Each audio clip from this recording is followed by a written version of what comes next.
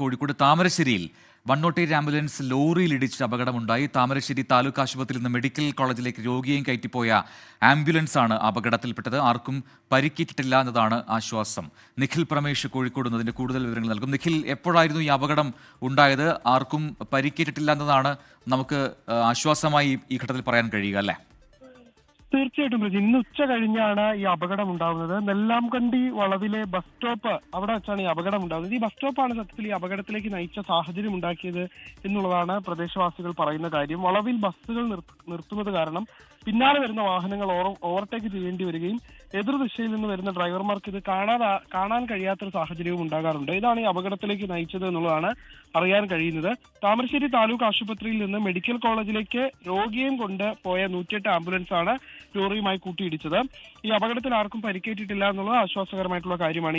ഈ ആംബുലൻസിൽ ഉണ്ടായിരുന്ന രോഗിയെ മറ്റൊരു ആംബുലൻസിൽ മെഡിക്കൽ കോളേജിലേക്ക് എത്തിക്കുകയായിരുന്നു.